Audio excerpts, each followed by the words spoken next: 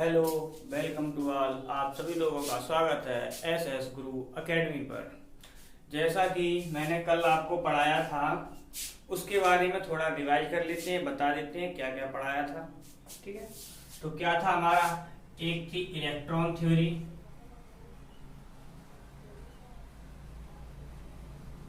ठीक। दूसरा था fundamental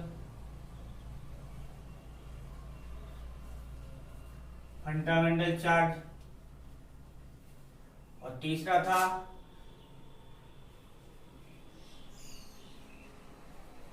conservation of electric charge.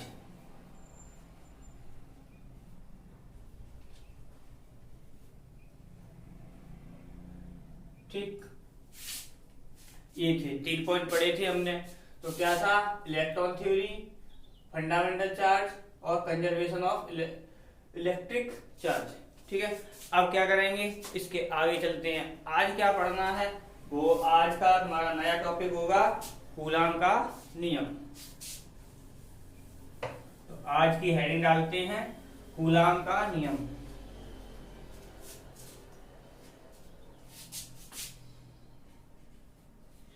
क्या है कूलाम का नियम? ठीक, यानी कूलॉम्स लॉ। ठीक, कूलाम के नियम से पहले कुछ अलग से एक्स्ट्रा जान लेते हैं कि वैद्युत बल क्या होता है। वैद्युत बल यानी इलेक्ट्रिक फोर्स। तो क्या है वैद्युत बल?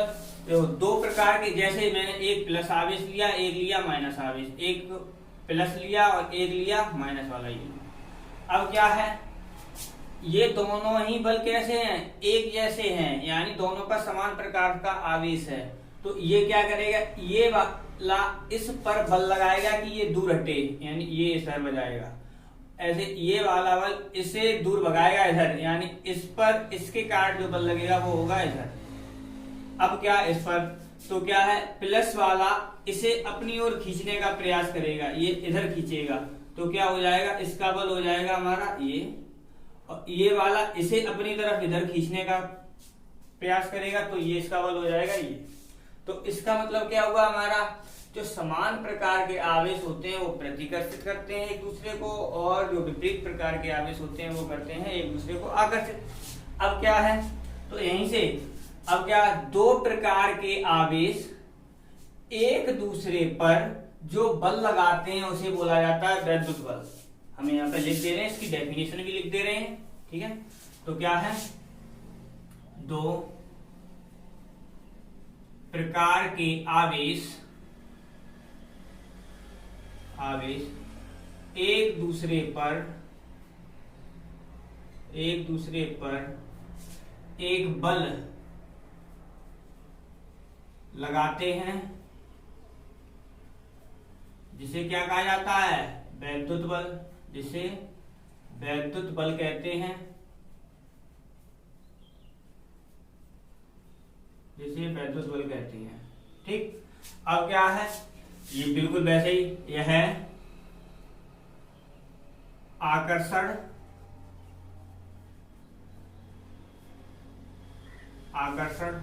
और प्रतिकर्षण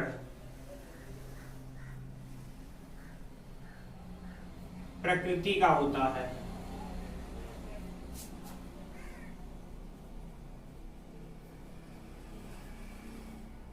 ठीक है, तो क्या है वैद्युत बल, दो प्रकार के आवेशों के बीच लगने वाले बल को क्या कहेंगे हम, वैद्युत बल कहेंगे। और ये कैसा, अगर दोनों एक जैसे प्रकृति के हैं तो क्या करेगा, इन्हें अलग अलग करेगा, यानी प्रतिकर्षित करेगा। और यदि विपरीत प्रकार के हैं तो क्या करेगा, एक दूसरे को आकर्षित करेगा। ठीक है, अब चलते हैं कूलाम के नियम पर।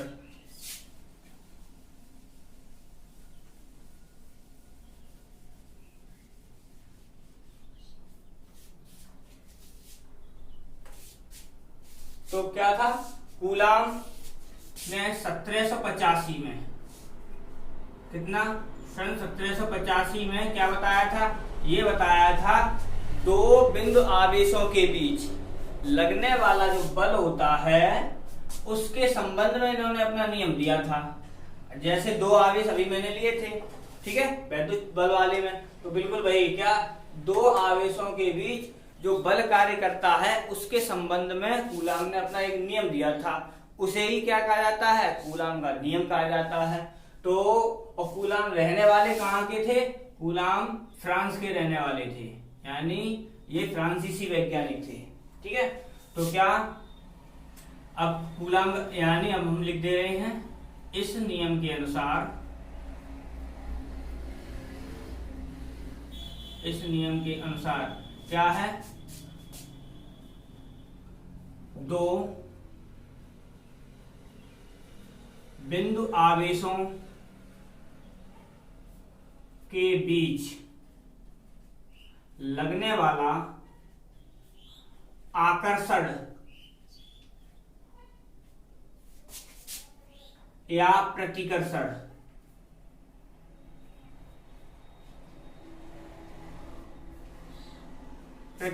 बल दोनों आवेशों की मात्राओं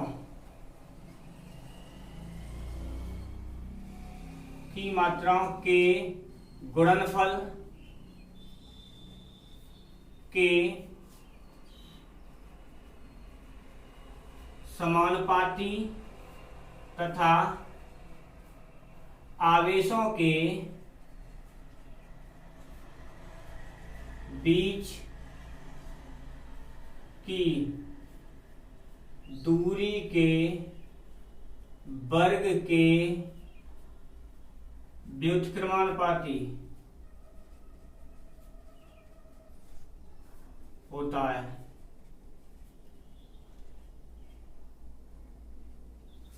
ठीक है, तो कूलाम ने क्या बताया था, दो आवेशों के बीच जो बल कार्य करता है उसके संबंध में उन्होंने नियम दिया था, जिसे क्या कहा जाता है, हमारा कूलाम का नियम कहा जाता है। और इस नियम के अनुसार दो बिंदु आवेशों के बीच लगने वाला जो आकर्षण या प्रतिकर्षण बल होता है वो दोनों आवेशों की मात्राओं के गुणनफल के अनुक्रमानुपाती या समानुपाती तथा आवेशों के जो बीच की दूरी होगी उसके वर्ग के व्युत्क्रमानुपाती होता है। और यह बल होता है, यह बल दोनों आवेशों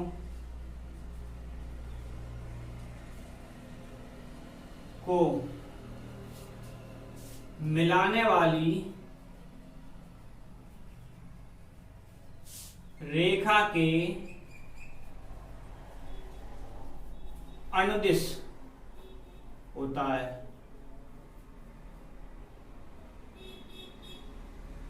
ठीक है, तो क्या है, अब जैसे समझते हैं, जैसे मैंने दो आवेश लिए, ठीक,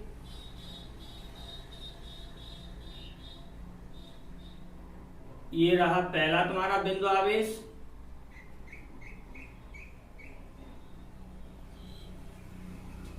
एक रहा ये वाला।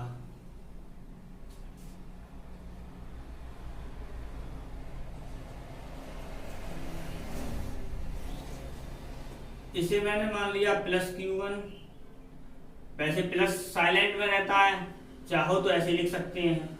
और इनके बीच की दूरी हमने मान ली क्या, स्मॉल r। ठीक है, अब क्या है, ये वाला बल इसको इधर भगाएगा तो इसलिए इसके बल ये हो जाएगा, और ये वाला इसे इधर भगाएगा तो इसकी दिशा हो जाएगी इधर। ठीक है, अगर यहाँ प्लस माइनस ले लेते तो जैसे मैंने उसमें वैद्युत बल वाले में बताया बिल्कुल वही होता। तो अब क्या कहा था कूलाम ने, अब जो एक एक करके स्टेप बाय स्टेप चलेंगे, क्या कहा था कि दोनों जो बल लगता है वो आकर्षण या प्रतिकर्षण कोई भी प्रकृति का हो सकता है, दोनों आवेशों की मात्राओं के गुणनफल के अनुक्रमानुपाती। तो इनके बीच जो बल लग रहा है उसे मैंने मान लिया क्या, F। ठीक, अब ये क्या है, मात्राओं के गुणनफल के अनुक्रमानुपाती, तो हमारी मात्रा क्या है, Q1 और Q2, इनके बीच गुणनफल हो गया। और बीच की दूरी के वर्ग के व्युत्क्रमानुपाती, तो देखो बीच की दूरी तो हो गई r, देखना दूरी हो गई r, दूरी का वर्ग हो गया, और व्युत्क्रमानुपाती के लिए 1/, कर दो, ये हो गया। अब इन दोनों को अगर मिला के लिखा जाए तो क्या बन जाएगा हमारा 1/, f इज प्रोपोर्शनल, क्या बन जाएगा हमारा q1 q2 upon r square. और जब कोई समानुपाती चिन्ह हटाया जाता है तो एक कांस्टेंट आ जाता है, तो कांस्टेंट क्या आएगा यहाँ पर स्मॉल k, ठीक, और ये रहा q1 q2 upon r square, ठीक है, ये आता है। तो अब क्या है k का मान, जो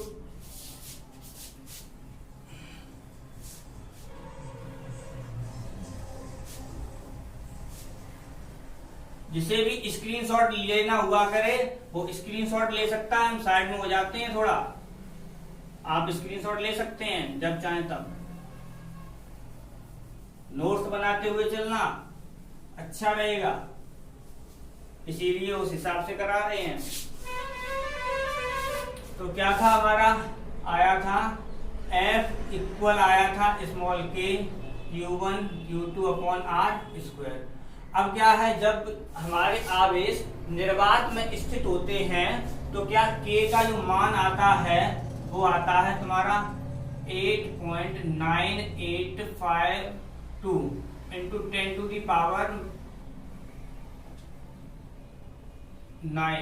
और क्या k का न्यूटन मीटर स्क्वायर प्रति कूलाम स्क्वायर, ये आता है, ठीक है। लेकिन क्या है, इतना बड़ा होने के कारण क्या करते हैं, इसे हम छोटे रूप में लिख लेते हैं, ठीक है। तो क्या है, तो ये क्या तुम्हारा जो, इसे क्या लिख लेते हैं फिर 9 इंटू 10⁹ न्यूटन मीटर स्क्वायर प्रति कूलाम स्क्वायर, इतना लिख लेते हैं, ठीक। अब क्या है तुम्हारा, यहां से ये आ गया k का मान। लेकिन क्या बिंदु आवेश जब निर्वात में स्थित होते हैं तब क्या है, जो ये वाला मान आता है वही वाला मान तुम्हारा निकल के इसका आता है, इसका भी मान इतना ही आता है, न्यूटन मीटर स्क्वायर प्रति कूलाम स्क्वायर, इतना मान निकल के आता है। तो क्या करते हैं, अब देखो हमने क्या किया, f का जो सीधा डायरेक्ट लिख रहे हैं, इसकी जगह यानी k की जगह इतना लिख सकते हैं, और इतने की जगह हम क्या इतना भी तो लिख सकते हैं, तो ये हम लिखते हैं, तो ये क्या हो गया 1/4 पाई एप्सिलॉन नॉट, और ये आ गया तुम्हारा q1 q2 upon r square, ये बन जाता है हमारा क्या कूलाम का नियम। अब यहाँ पर क्या है तुम्हारा, जो एप्सिलॉन नॉट है, एप्सिलॉन नॉट इसे बोला जाता है निर्वात की वैद्युतशीलता, ठीक है, वैद्युतशीलता बोला जाता है। इसका जो मान होता है 8.85 इंटू 10⁻⁻12 कूलाम स्क्वायर प्रति न्यूटन मीटर स्क्वायर होता है, ठीक है, ये होता है इसका मान, ये ठीक है, ये यानी तुम्हारा कूलाम का नियम इतना हो गया। अब क्या है, जो हमारा अब ये अभी क्या थे, जो दोनों आवेश थे वो किसमें थे, हमारे निर्वात में। अगर हम इन दोनों आवेशों के बीच कोई परावैद्युत पदार्थ रख दें, परावैद्युत पदार्थ जैसे रबड़ रख दें, लकड़ी रख दें, कांच रख दें, ठीक है, अगर कोई परावैद्युत पदार्थ रख दें और जिसका परावैद्युतांक क्या हो हमारा कैपिटल K हो। अब हम नीचे लिख रहे हैं, यदि आवेशों के बीच कोई परावैद्युत पदार्थ रख दिया जाए जिसका परावैद्युतांक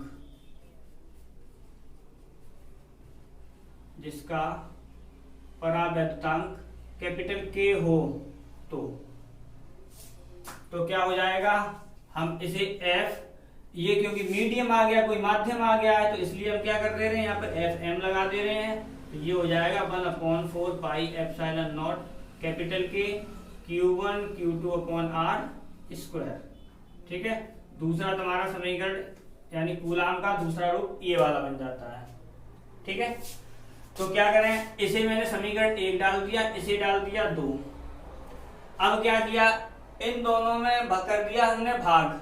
तो जब भाग करेंगे तो क्या हो जाएगा, F अपॉन एफ एम निकल के आएगा तुम्हारा, क्या देखो इसमें इसका भाग करेंगे तो ये पूरा कट जाएगा।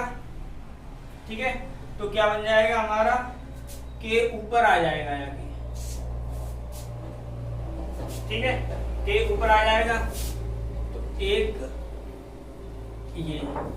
ठीक है, तो इसका मतलब क्या है, अब समीकरण 2 से स्पष्ट क्या होता है, अब वो भी देख लो, यहाँ पर भी समीकरण 2 से देखो k का मान जो होता है वो हमेशा 1 से ज्यादा होता है, k का मान हमेशा 1 से ज्यादा होता है। अब क्या है तुम्हारा, इसका मतलब क्या हुआ, f यानी जब आवेशों के मध्य कोई परावैद्युत पदार्थ रख दिया जाएगा, k का मान है 1 से बड़ा, तो ये f का मान होगा वो कम हो जाएगा, छोटा हो जाएगा।